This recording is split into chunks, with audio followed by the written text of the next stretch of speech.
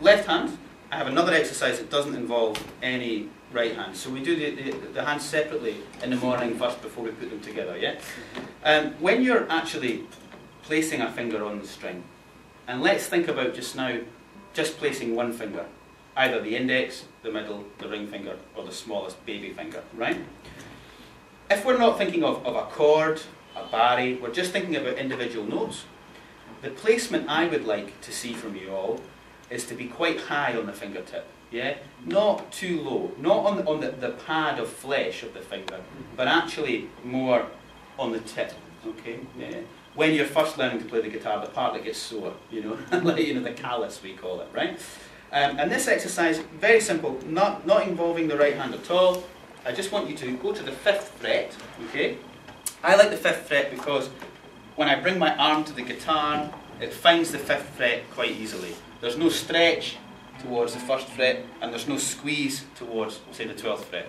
It just comes quite naturally to fret 5. Yeah, exactly. So it just lifts up, and it lifts up here, that's fine. So, with the index finger, all I'm going to do is I'm going to tap the string enough to activate it. And what I mean by that is it creates the pitch of the fret on the string I'm playing. So it's an A, a D, a G, a C, an E, an A. What I'm telling myself as I do this is, for example, if I'm doing this, that's far too much pressure, yeah? And like we discussed a little bit yesterday in the bar fugue, that pressure is pulling the string out of tune, so that's no longer technically an A, it's going higher than an A, yeah? So what this exercise is doing is, I call it like a calibration exercise. It's sort of telling my left hand, this is the amount of pressure you actually need to make a sound. This isn't enough, because it's inaudible, we cannot hear the note, but this is enough. And you know, it doesn't take much pressure in the left hand. It's a lot less pressure than I think we're used to when we play the guitar. You know, quite often I see people and they're squeezing and squeezing and squeezing on the instrument, but actually it's about being quite gentle and quite relaxed, yeah? I like very much what Fabio's doing, just having the right hand here, so it's like not involved, it's very good, yeah? Because it's weird, it's like when one hand is working on its own, the other hand twitches, like automatically, I must play, I must play. Okay, now watch, what people suffer from quite a lot on the guitar, if you watch my hand, is that when they play to the treble strings, to the high strings, their hand starts to turn, okay? It's a very odd phenomenon, but the elbow starts to point this way, it actually starts to move out, and the fingertip is kind of compromised. Instead of playing flat on the fingertip like that, we start to play at an angle on the fingertip. It's not the best technique. Really, you want the hand just to be able to go across and back. So if you see, when my hand moves down, it's almost moving literally straight down, and then coming back up. And if you can see the alignment of my free fingers, the second finger, the third finger, and the fourth finger, they're all facing the guitar, they're all turned into the guitar. There's nothing sticking up like this. And the principle behind that is, if I need to use them, I just need to simply ask them to come down, and they will come down. They don't have to travel from far away, like we were discussing with fourth fingers sometimes being so far away from the guitar. So let's just try that again, after 2, just with the index finger for just now, going across the guitar and keeping 2, 3 and 4 pointing in. So after 2, 1, 2. Good. Excellent. Good, yes. I mean, there is the opportunity to keep these even closer, if possible. You know, you don't want them to fill up with tension. That's good. You want them to feel relaxed, but you do want them to be shaped in towards the guitar. Yeah, that's great. That's excellent. Yeah. So that's very good, because you've got a very economical way of doing it. And what I mean by economical is you're only using the correct energy. You know, you're not. Remember when we were talking about barring yesterday, and second finger going over the first finger to make a barre? Well, the first finger should be strong enough to do that on its own. So even though you can do this exercise quite easily, it's maybe getting into the mindset of doing it all the time, just to really train the fingers to know, I only need the energy that I need. You know, I don't need any more than that. I think it's very good. just watch sometimes, because you're being so precise, sometimes your index finger can go onto the fret, you see? Don't let that happen. Always stay just slightly behind the fret, you know. But it's very, very good. Nice throw. It's great. Yeah.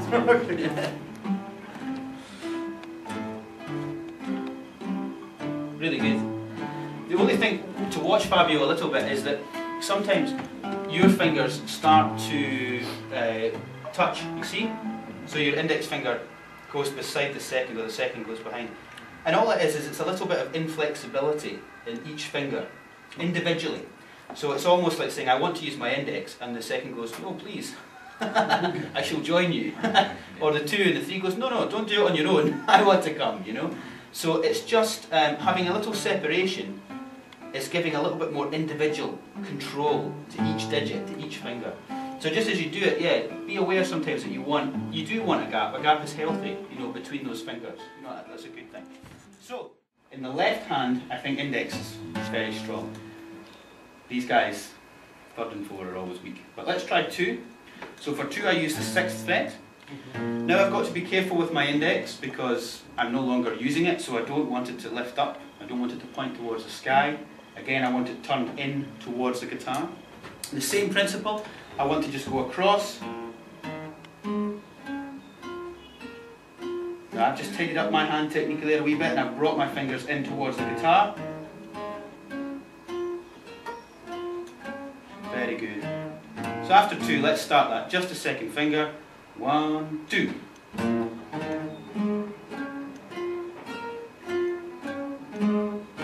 Okay, let's stop there for a second. We've all got very guitaristic and we've started to speed up. Okay, let's just slow down a little bit. The interesting thing about these exercises are, yes, we can do them super fast, not a problem. But we're trying to think about them, we're trying to approach them in our mind from a very particular way. And we're asking ourselves a lot of questions about our fingers and about actually the physiology of them, how they work, how they best work, how they work in the morning, how they really work when we try and improve the technique. So I think when you're thinking about all these other things, not just about how the finger addresses the string, you're thinking about how do I keep the other fingers in line? Am I still relaxed? Is the right sound? Is it the right amount of pressure? The slower we do it, the clearer we put this information into our mind and our body. So it's a clear mechanism, you know. It's not got any grime or dirt in the technique, you know. Quite often when people have a technical problem, it's maybe because there's a bit of like dirt in the mechanism, you know. It needs cleaned up, it needs like an oil change, you know. So for me, do it slowly and really absolutely think about everything you're doing, using the ears, the eyes, and the touch, the feel. So let's take it a little slower, like 1, 2. Very good. So, Valerio, I'm noticing that when you play with second, it's at closeness between 2 and 1, yeah? So we just need a little bit of separation between index and middle. A little bit more control than just a fingertip. That was the thing I noticed here. Let's try that again, everyone. 1, 2. Keep it going. Same sort of principle there. You see that the fingers get a little bit more boxed in, yeah? And we just need that little individual control there, which would help that a lot. And this guy, it's as soon as you think of one thing, another crazy thing happens. You know, if you really concentrate on the fingertip, one does this, you know? So they all kind of happen. That's good, there's a bit more separation here, which is good, it's great. Yeah, all I worry about a little bit is, I mean, it's good, it's just that you can see that that's good, that's better, you know, sometimes it comes together a little bit, you know. Usually people's middle finger is the longest, you know. Some people have incredibly similar lengths of fingers, you know. There's Elliot Fisk, yeah, I mean his index finger is so long, you know, it's like the same length as his middle maybe, I don't know, it's like become a legend. But for most people, index, middle, ring finger, the middle is the longest, and then index is short, ring finger is short, and then this is just, you know, way back in the distance, miles away, okay? So when we actually try and reach the lowest string, we need to accommodate that in some way. We can't really just expect 4 to reach without any stretch. It's going to stretch more than the others. So you have to be conscious of that. You have to be aware of this, that it has to travel further distance, like we discussed. So maybe you have to keep it in a way very close to the guitar, really tidy up the technique on it. But also, I sometimes accommodate it just a little bit with the hand. I let the hand come round a little bit so that I make sure I can really, really get it to be comfortable and consistent when I play a piece. So,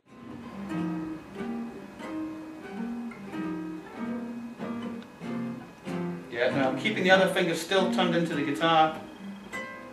Very good. You're achieving very good volume there, which means you've got quite a lot of power, which is excellent.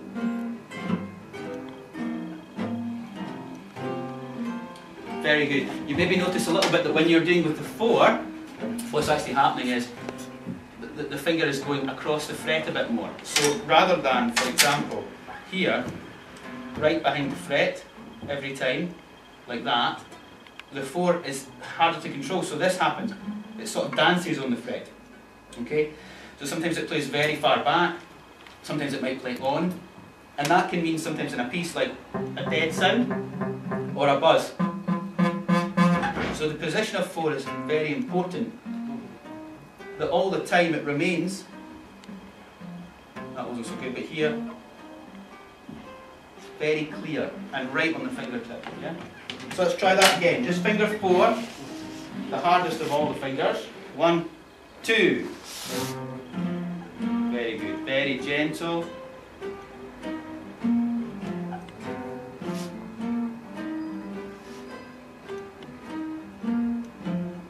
Great, that's good, that's good. So I would say that with those 2 exercises, right and left, they're kind of warmed up now. Yeah, they're kind of balanced, which is really good. Now the trick is to combine